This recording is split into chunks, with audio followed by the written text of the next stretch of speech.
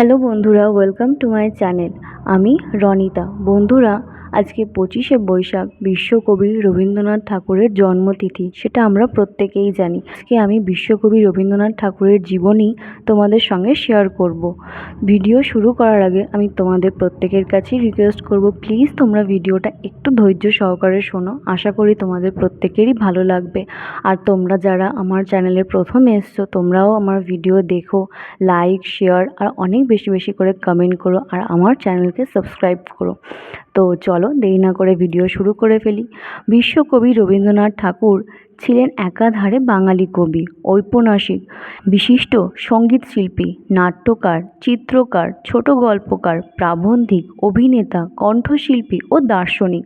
তাকে বাংলা ভাষার সর্বশ্রেষ্ঠ সাহিত্যিক মনে করা হয়। রবীন্দ্রনাথকে গুরুদেব, কবিগুরু ও বিশ্বকবি অভিধায় ভূষিত করা হয়।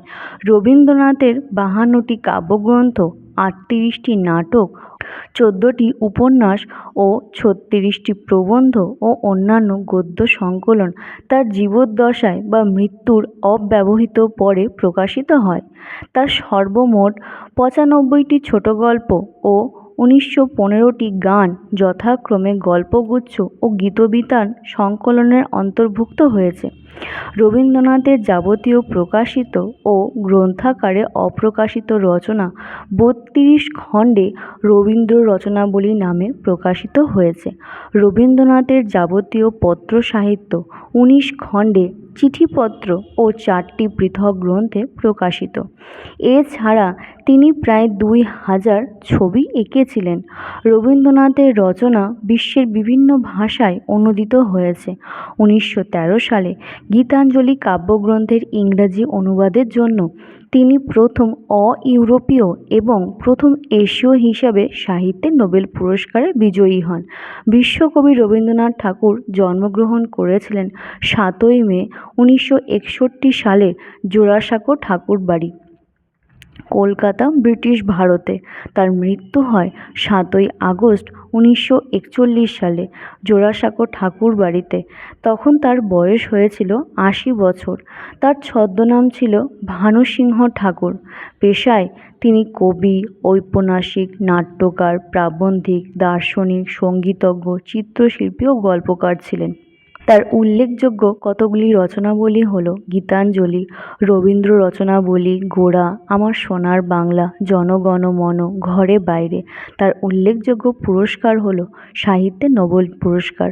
তার দাম্পত্য জীবনে তার সঙ্গী ছিলেন মৃণালিনী দেবী।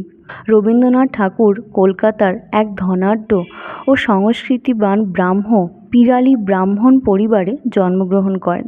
রবীন্দ্রনাথ ঠাকুরের পিতৃপুরুষের আবাসভূমি বাংলাদেশের খুলনা জেলার রূপসা উপজেলার অন্তর্ভুক্ত ঘাটভোগ ইউনিয়নের পিঠাভোগ গ্রামে।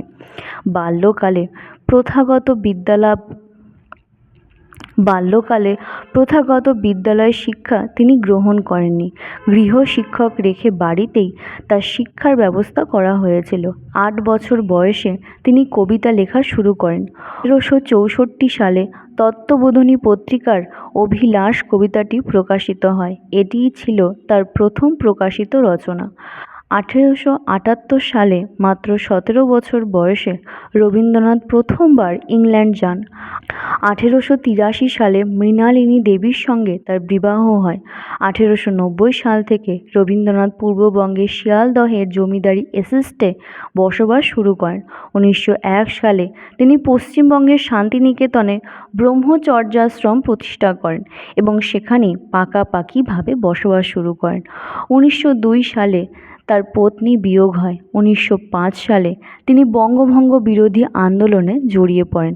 1915 সালে ব্রিটিশ সরকার তাকে নাইট উপাধিতে ভূষিত করেন, কিন্তু 1919 সালে জালিয়ানওয়ালাবাগ হত্যাকাণ্ডের প্রতিবাদে তিনি সেই উপাধি ত্যাগ করেন।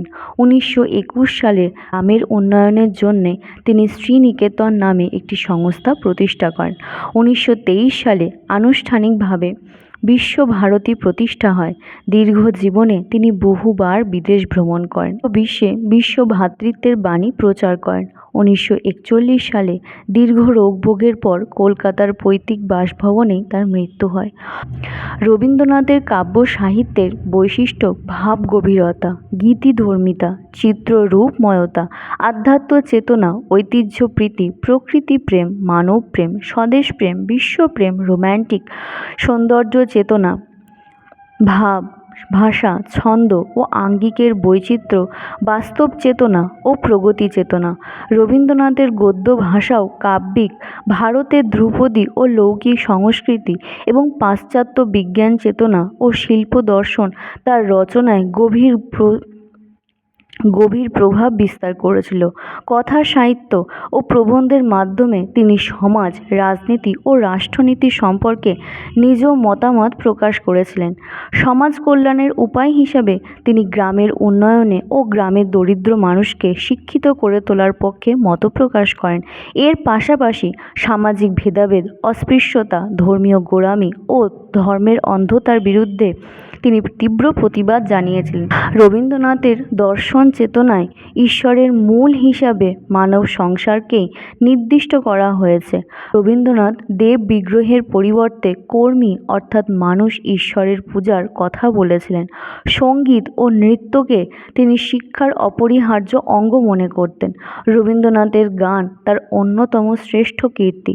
তার রচিত জনগণ মন অধিনায়ক জয় হে ও আমার সোনার বাংলা গান দুটি যথাক্রমে ভারত প্রজাতন্ত্র ও গণপ্রজাতন্ত্রী বাংলাদেশের জাতীয় সঙ্গীত